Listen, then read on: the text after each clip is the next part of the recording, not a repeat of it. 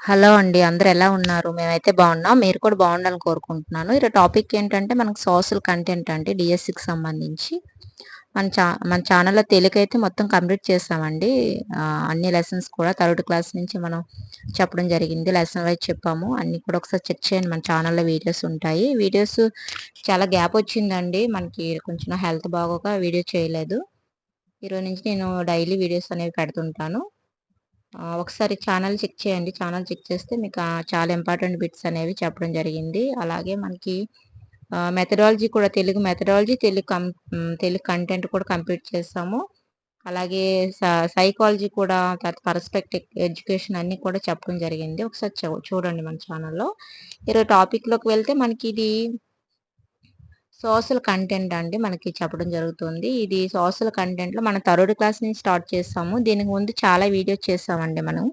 ఈ సోషల్ కంటెంట్‌కి సంబంధించి. ఆ వీడియోస్ కంటిన్యూస్‌నే ఈ వీడియోస్ అనేవి చేయడం జరుగుతుంది. ఈ సోషల్ కంటెంట్ అయిన వెంటనే మనం వేరే సబ్జెక్ట్‌కి వెళ్ళడం జరుగుతుంది మనం. ఓకే అండి. ఈరోజు లెసన్ ఏంటంటే అడవులు వినియోగం, సంరక్షణ అండి. అడవుల యొక్క వినియోగం, సంరక్షణ. దాని గురించి మనం ఈరోజు బిట్స్ అనేవి చెప్పుకుందాం. వీడియో మాత్రం స్కిప్ చేయకుండా చూడండి. కొన్ని వీడియోస్ నేను డిస్క్రిప్షన్‌లో పెడతాను. ఒకసారి చెక్ చేయండి. ఈ లెసన్‌కి సంబంధించి బిట్స్ ఏంటంటే మనకి ఇక్కడ ఆహ్, చూడండి ఇక్కడ మనకి ఆంధ్రప్రదేశ్‌లో గల వన్యప్రాణి సంరక్షణ కేంద్రాలు, జిల్లాలు మరియు విస్తీర్ణం. ఏ జిల్లాలో ఏ వన్యప్రాణి సంరక్షణ కేంద్రం ఉంది, దాని విస్తీర్ణం ఎంత అనేది చెప్పడం జరుగుతుంది. ఇవి కూడా చాలా ఇంపార్టెంట్ బిట్స్ అండి ఇవి. ఇవి మనకి అడుగుతూ ఉంటాడు. అందువల్ల మనం జిల్లాలు, విస్తీర్ణం, సంరక్షణ కేంద్రం యొక్క పేరు అనేది మనం తెలుసుకుందాం. ఫస్ట్ చూడండి కోరింగ వన్యప్రాణి సంరక్షణ కేంద్రం అండి. కోరింగ వన్యప్రాణి సంరక్షణ కేంద్రం. ఇది కాకినాడ జిల్లాలో ఉందండి. దీని యొక్క విస్తీర్ణం ఏంటంటే 235.700 చదరపు కిలోమీటర్లండి. ఈ కోరంగి వన్యప్రాణి సంరక్షణ కేంద్రం కాకినాడ జిల్లాలో ఉంది. ఇది 235.700 చదరపు కిలోమీటర్లండి. అలాగే రెండో చూడండి కొల్లేరు వన్యప్రాణి సంరక్షణ కేంద్రం అండి ఇదేమో ఏలూరు పశ్చిమ గోదావరి జిల్లాలో ఉంది. ఇది ఏలూరు పశ్చిమ గోదావరి జిల్లాలో ఉంది. దీని యొక్క విస్తీర్ణం ఎంత అంటే 308.550 చదరపు కిలోమీటర్లు అండి. 308.550 అండి చదరపు కిలోమీటర్లు దీని యొక్క విస్తీర్ణం అండి. అలాగే మూడోది కృష్ణ వన్యప్రాణి సంరక్షణ కేంద్రం అండి. కృష్ణ వన్యప్రాణి సంరక్షణ కేంద్రం ఇది బాపట్ల కృష్ణా జిల్లాలో ఉంది. కృష్ణా జిల్లాలో బాపట్లలో ఉందండి ఇది కృష్ణ వన్యప్రాణి సంరక్షణ కేంద్రం. దీని యొక్క విస్తీర్ణం ఎంత అంటే మనకి 194.810 చదరపు కిలోమీటర్లు అండి. 194.810 చదరపు కిలోమీటర్లు ఈ కృష్ణ వన్యప్రాణి సంరక్షణ కేంద్రం అనేది. అలాగే నాలుగోది చూడండి రాజీవ్ గాంధీ వన్యప్రాణి సంరక్షణ కేంద్రం. రాజీవ్ గాంధీ వన్యప్రాణి సంరక్షణ కేంద్రం అండి. ఇది నంద్యాల, పల్నాడు, ప్రకాశం జిల్లాలో ఉందండి. నంద్యాల, పల్నాడు, ప్రకాశం జిల్లాలో ఉంది ఇది. దీని యొక్క విస్తీర్ణం ఎంత అంటే మనకి ఇక్కడ 1401.720 చదరపు కిలోమీటర్లు. 1401.720 చదరపు కిలోమీటర్లు అండి. ఇలాంటివి అడుగుతూ ఉంటారండి బిట్స్. చాలా ఇంపార్టెంట్ బిట్స్ అండి ఇవి. అలాగే ఐదోది రోళ్లపాడు వన్యప్రాణి సంరక్షణ కేంద్రం అండి. ఇది నంద్యాలలో ఉంది. దీని ఎంత చదరపు కిలోమీటర్లు ఉందంటే 6.140 చదరపు కిలోమీటర్లు ఉంది. రోళ్లపాడు వన్య సంరక్షణ కేంద్రం అండి. వన్యప్రాణి సంరక్షణ కేంద్రం నంద్యాలలో ఉంది. ఇది 6.4140 చదరపు కిలోమీటర్లు. అలాగే ఆరో చూడండి గుండ్ల బ్రహ్మేశ్వర వన్యప్రాణి సంరక్షణ కేంద్రం. గుండ్ల బ్రహ్మేశ్వర వన్యప్రాణి సంరక్షణ కేంద్రం ఇది నంద్యాల, ప్రకాశం జిల్లాలో ఉంది. దీని యొక్క విస్తీర్ణం ఎంత అంటే 1194.00 చదరపు కిలోమీటర్లు. అంటే 1194 చదరపు కిలోమీటర్లు అండి. ఈ గుండ్ల బ్రహ్మేశ్వర వన్యప్రాణి సంరక్షణ కేంద్రం నంద్యాల, ప్రకాశం జిల్లాలో ఉంది. 1194 చదరపు కిలోమీటర్లు. అలాగే మనం చూడండి ఏడోది శ్రీలంక మల్లేశ్వర వన్యప్రాణి సంరక్షణ కేంద్రం ఇది వైఎస్ఆర్ కడప జిల్లాలో ఉందండి.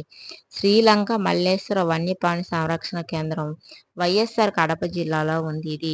దీని యొక్క విస్తీర్ణం ఎంతంటే 464.420 చదరపు కిలోమీటర్లు. 464.420 చదరపు కిలోమీటర్లు. అలాగే నేలపట్టు వన్యప్రాణి సంరక్షణ కేంద్రం అండి. నేలపట్టు వన్యప్రాణి సంరక్షణ కేంద్రం ఇది తిరుపతి జిల్లాలో ఉంది. ఇది మనకి 4.580 చదరపు కిలోమీటర్లు.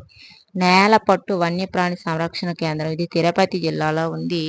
ఇది 4.58 చదరపు కిలోమీటర్లో విస్తరించి ఉంది. అలాగే పులికాటు వన్యప్రాణి సంరక్షణ కేంద్రం ఇది కూడా తిరుపతిలోనే ఉంది. ఇది 600 చదరపు కిలోమీటర్ల విస్తీర్ణంలో ఉందన్నమాట. పులికాటు వన్యప్రాణి సంరక్షణ కేంద్రం తిరుపతిలో ఉంది. ఇది 600 చదరపు కిలోమీటర్ల విస్తీర్ణంలో ఉందన్నమాట. అలాగే కౌండిన్య వన్యప్రాణి సంరక్షణ కేంద్రం. కౌండిన్య వన్యప్రాణి సంరక్షణ కేంద్రం ఇది చిత్తూరు జిల్లాలో ఉంది. దీని యొక్క విస్తీర్ణం ఎంతంటే 357.600 చదరపు కిలోమీటర్ల విస్తీర్ణంలో ఉందన్నమాట. ఈ కౌండిన్య వన్యప్రాణి సంరక్షణ కేంద్రం చిత్తూరు జిల్లా. అలాగే దీని యొక్క విస్తీర్ణం 357.600 చదరపు కిలోమీటర్లు. అలాగే మనకి 11 చూసుకుంటే శ్రీ వెంకటేశ్వర వన్యప్రాణి సంరక్షణ కేంద్రం ఇది తిరుపతి అన్నమయ్య జిల్లాలో ఉంది. తిరుపతి అన్నమయ్య జిల్లాలో ఉంది. దీని యొక్క విస్తీర్ణం ఎంతంటే 525.970 చదరపు కిలోమీటర్లు. శ్రీ వెంకటేశ్వర వన్యప్రాణి సంరక్షణ కేంద్రం అండి. ఇది తిరుపతి అన్నమయ్య జిల్లాలో ఉంది. 525.970 చదరపు కిలోమీటర్లు. అలాగే మనకి శ్రీ వెంకటేశ్వర నేషనల్ పార్క్ అండి. దీని యొక్క విస్తీర్ణం అనేది మనకి ఇక్కడ ఇవ్వలేదు. తిరుపతి అన్నమయ్య జిల్లాలో ఉంది. శ్రీ వెంకటేశ్వర నేషనల్ పార్క్ శ్రీ వెంకటేశ్వర వన్యప్రాణి సంరక్షణ కేంద్రంలోని ఇది భాగం. ఈ రెండు కూడా దీంట్లో ఇది భాగం అండి. ఈ నేషనల్ పార్క్ అని శ్రీ వెంకటేశ్వర వన్యప్రాణి సంరక్షణ కేంద్రం అనేది శ్రీ వెంకటేశ్వర వన్యప్రాణి సంరక్షణ కేంద్రంలో ఇది వెంకటేశ్వర నేషనల్ పార్క్ అనేది ఒక భాగం. అందుకే దాని యొక్క విస్తీర్ణం అనేది మనకి ఇక్కడ ఇవ్వలేదు. నెక్స్ట్ 13 చూడండి, కంబాలకొండ వన్యప్రాణి సంరక్షణ కేంద్రం.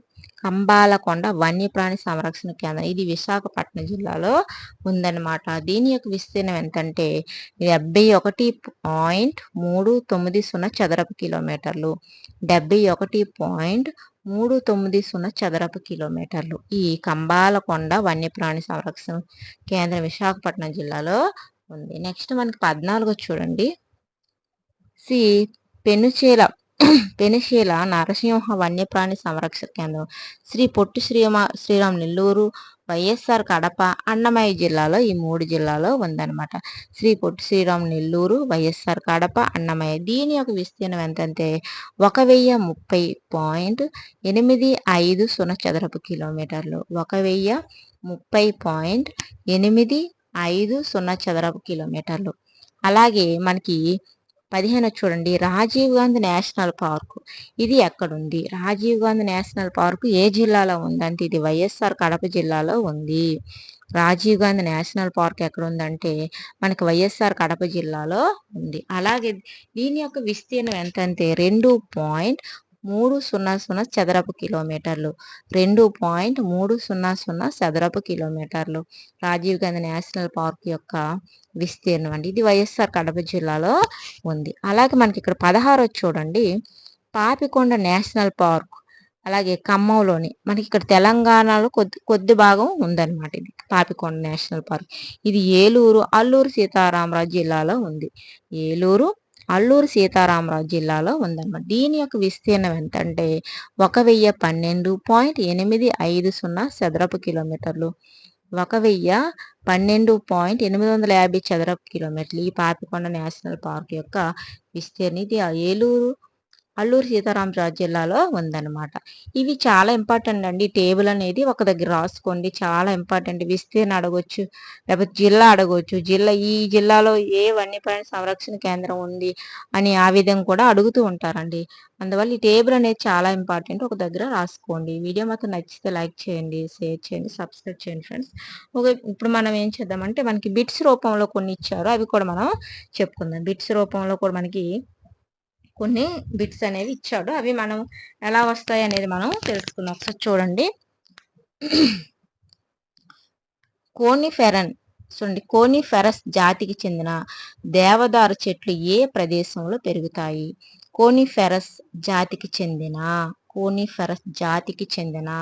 దేవదారు చెట్లు ఏ ప్రదేశాల్లో పెరుగుతాయి అన్నాడు. ఫస్ట్ చూడండి, బాగా వేడిగా ఉండే ప్రాంతాల్లో, బాగా చలిగా ఉండి మంచు కురిసే ప్రాంతాల్లో, మధ్యస్థ వాతావరణ పరిస్థితులు ఉండే ప్రదేశాల్లో, వర్షపాతం అధికంగా ఉండే ప్రదేశాల్లో పెరుగుతాయి. ఈ నాలుగింట్లో ఏ ప్రదేశాల్లో కోనిఫెరస్ జాతికి చెందిన దేవదారు చెట్లు పెరుగుతాయని అడుగుతున్నారండి. మనకి ఇక్కడ ఈ నాలుగింట్లో ఆప్షన్ 2 అండి.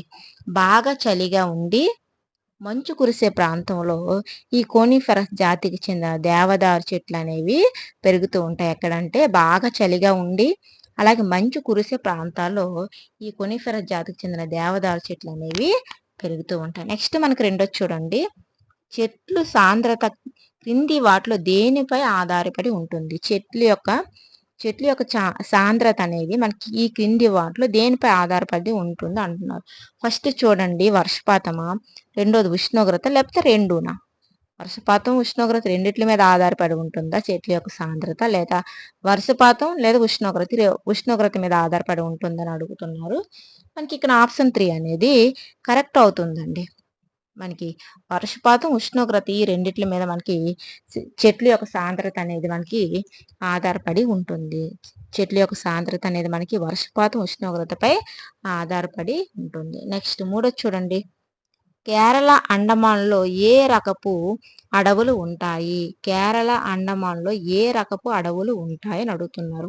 ఫస్ట్ చూడండి, ఆకురాల్చే అడవులు ఉంటాయా, శతహరిత అడవులు ఉంటాయా, ముళ్ళ అడవులు ఉంటాయా, సముద్ర తీరపు చిత్త అడవులు ఉంటాయి? ఏ అడవులు ఉంటాయి? కేరళ అండమాన్లో ఏ రకపు అడవులు ఉంటాయని అడుగుతున్నారు. మనకి ఇక్కడ ఆప్షన్ 2 అండి.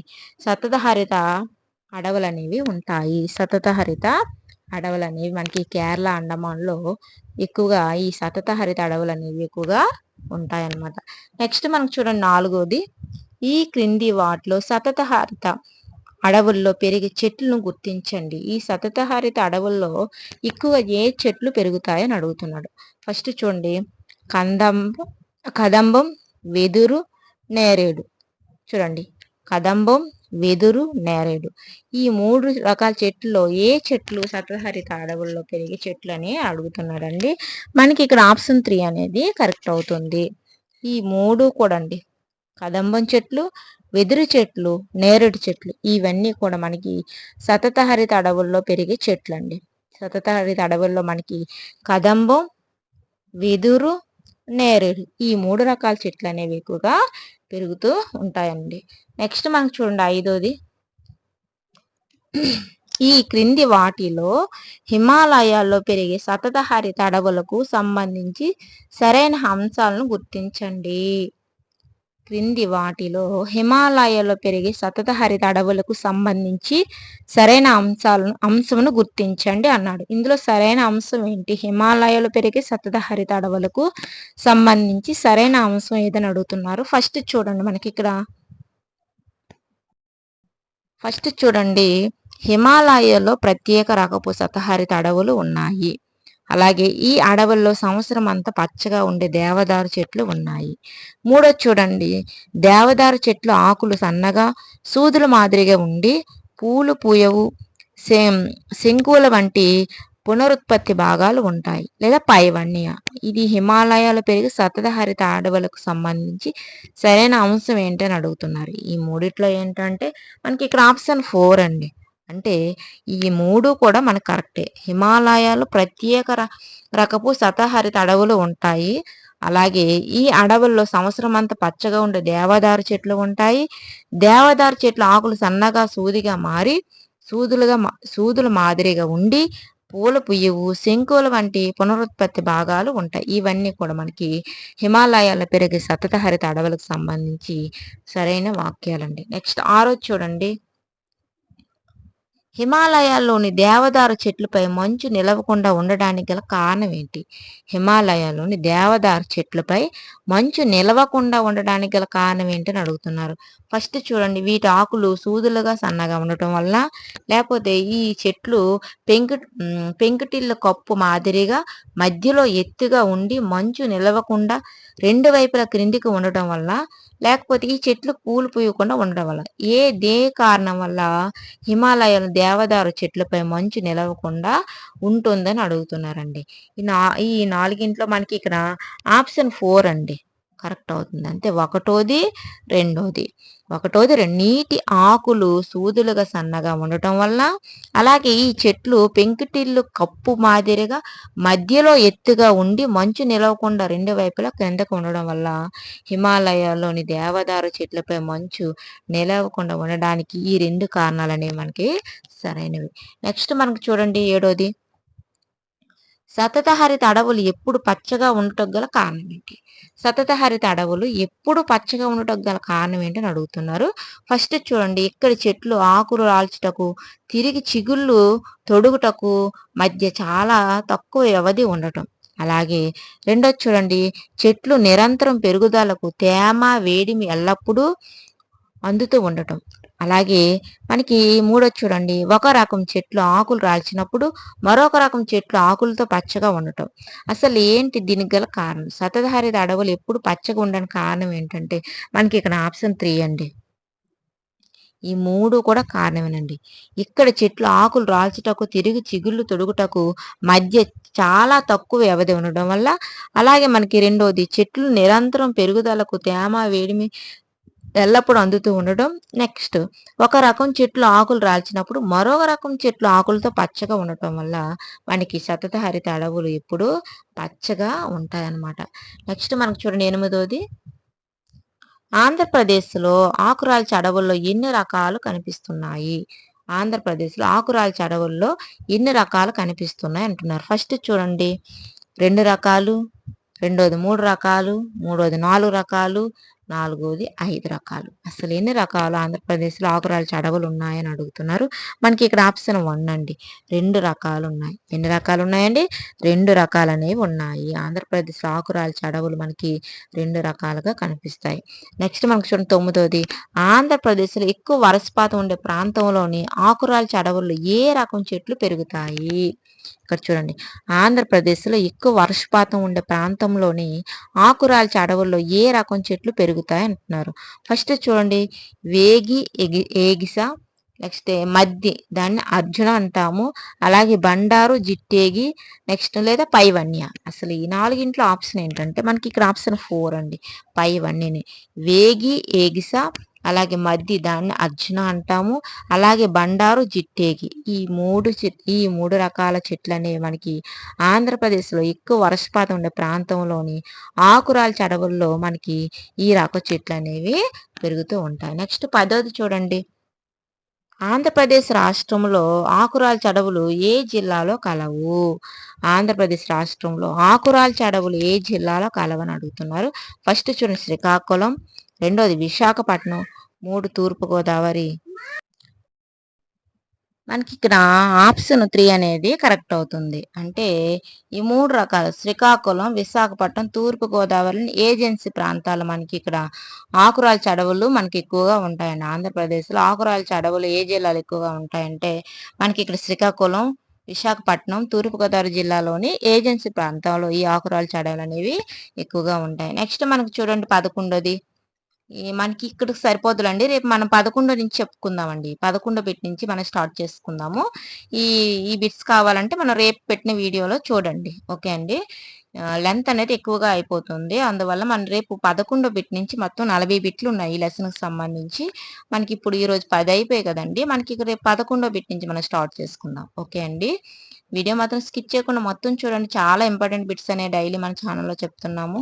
ఒకసారి మన ఛానెల్‌లో డీఎస్సీకి సంబంధించి ప్లే లిస్ట్ ఉంది. ఒకసారి చెక్ చేయండి. జీడీఎస్ ఛానెల్ డీఎస్సీ బిట్స్ అని ఒక ప్లే లిస్ట్ ఉంటుంది. అది ఓపెన్ చేస్తే నేను చేసిన డైలీ పెట్టిన వీడియోస్ అందులో ఉంటాయి. చాలా ఇంపార్టెంట్ బిట్స్ అనేవి చెప్పడం జరుగుతుంది. ఓకే అండి. Take care. అందరూ కూడా బాగా చదువుకోండి.